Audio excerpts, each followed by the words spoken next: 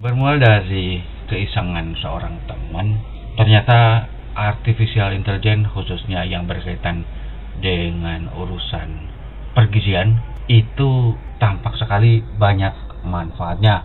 Pertanyaannya kemudian, apakah hal itu lantas bisa membuat room condition? Bismillahirrahmanirrahim. Assalamualaikum warahmatullahi wabarakatuh.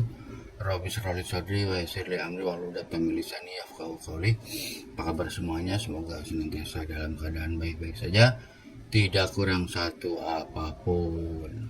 Saudara-saudara, jika kita amati perkembangan teknologi saat ini beneran luar biasa. Tidak hanya urusan teknologi yang benar-benar teknologi dalam artian sebutlah yang berat-berat kayak umumnya pesawat atau mesin-mesin tempur yang sudah sedemikian canggih. Demikiannya dengan teknologi yang berkaitan dengan artificial intelligence. Bermula dari keisengan seorang teman, ternyata artificial intelligence khususnya yang berkaitan dengan urusan pergizian itu tampak sekali banyak manfaatnya. Jadi dia itu membuat simulasi, bertanya kepada AI bagaimana menyusun sebuah diet untuk penderita diabetes mellitus. Dan ternyata AI mampu membuatnya dengan sangat cerdas. Pertanyaannya kemudian, apakah hal itu lantas bisa membuat room dietitian? Tapi sebelum dijawab, mari kita praktekkan dulu deh bagaimana AI mampu dengan cermat melakukannya. AI yang saya gunakan saat ini ya ini AI yang ada di aplikasi WhatsApp, warnanya yang biru ini ya, Meta AI namanya tuh. Tapi nanti dulu. Oke. Jadi Meta AI ini di sini sudah ada, aplikasinya sudah ada, sudah menyala bangku. Ini kita ketik umumnya diet DM untuk pria usia 40 tahun, berat badan sebut sajalah 70 kg atau 75 kg. Tunggu hasilnya. Berikut rencana diet. Nah, ini jawabannya nih. Berikut rencana diet diabetes mellitus untuk pria usia 40 tahun dengan berat badan 75 kg. Kebutuhan kalori, total kalori 1800 sampai 2200 kalori per hari. Terus karbohidratnya 45 hingga 65% atau 200 hingga 300 gram. Proteinnya 15 hingga 20% atau 60 hingga 80 gram. Kemudian lemaknya 20 hingga 35% atau 40 hingga 70 gram. Menu harian yang disarankan ya ini untuk sarapannya yaitu sebanyak 300 hingga 400 kalori berupa oatmeal dengan buah-buahan segar dan susu rendah gula. Kemudian nomor 2 adalah telur rebus dengan sayuran dan roti gandum. Dan yang ketiga adalah yogurt rendah gula dan granola dan buah-buahan. Adapun makan siangnya yaitu 400 hingga 500 kalori. 1. Berupa nasi merah dengan ayam panggang dan sayuran. 2. Ikan bakar dengan quinoa dan brokoli. 3. Salad sayuran dengan protein atau kacang atau edamame dan lemon. Kemudian untuk makan malamnya 400 hingga 500 kalori berupa 1. Nasi merah dengan daging sapi panggang dan wortel. 2. Sayuran tumis dengan tofu dan nasi merah. 3. Ikan panggang dengan sayuran dan quinoa.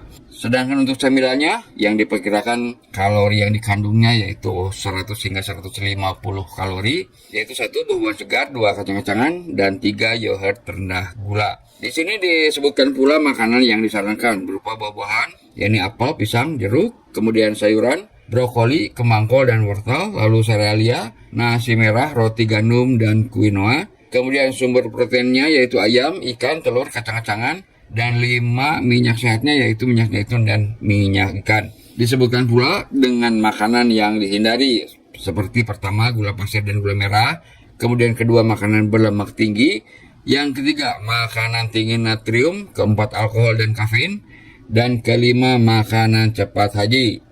Makanan cepat saji maksudnya. Tips. Nah, ada pula tipsnya nih. Boleh disimak. 1. Minum air minimal 8 gelas per hari. Kemudian dianjurkan olahraga ringan 30 menit sehari. Dianjurkan pula untuk memeriksakan kadar gula darah secara teratur, lalu konsultasi dengan dokter atau ahli gizi, serta tidur yang cukup 7 hingga 8 jam sehari. Di sisi lain ada pula anjuran untuk mengonsumsi suplemen. Ini perlu dikonsultasikan dengan dokter tentunya. Yang pertama yaitu suplemen vitamin D, yang kedua kalsium, dan yang ketiga omega 3. Yang luar biasa lagi di sini disebutkan juga sumber-sumber pustaka yang diambil oleh Metaya ini. Pertama yaitu Perhimpunan Dokter Spesialis Gizi Klinis Indonesia, kedua Kementerian Kesehatan Republik Indonesia, Kemenkes RI, dan ketiga American Diabetes Association atau ADA.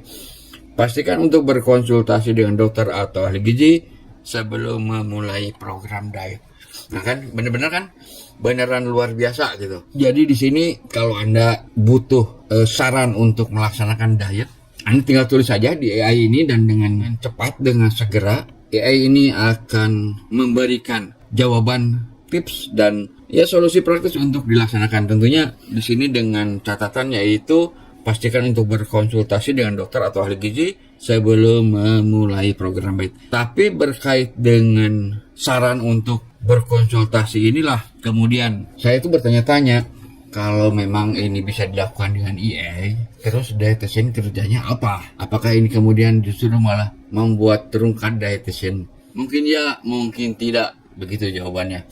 Yang jelas, aplikasi ini perlu banget dipelajari oleh nutrisionis, terutama khususnya mereka-mereka yang sering keluyuran di lapangan, karena kalau di lapangan umumnya kita kan ketemu dengan yang namanya masyarakat yang ujung-ujung nanya apa aja, segala rupa masalah dikemukakan, dan manakala tidak mampu menjawabnya, aduh, ini Meta AI ini beneran bisa dijadikan semacam pedoman supaya kita tidak ngelantur asal ngejawab saja. Dengan catatan mudah-mudahan Ibu Kadar atau masyarakat juga kurang begitu peduli dengan Meta AI dan masalah gizi, sehingga jangan sampai mereka lebih tahu dari petugas. Saya gitu dulu dari Tukang Gizi. Assalamualaikum warahmatullahi wabarakatuh. Tak dudung mati pulang, tak dudung mana, tak dudung hasil oleh, tak dudung padha.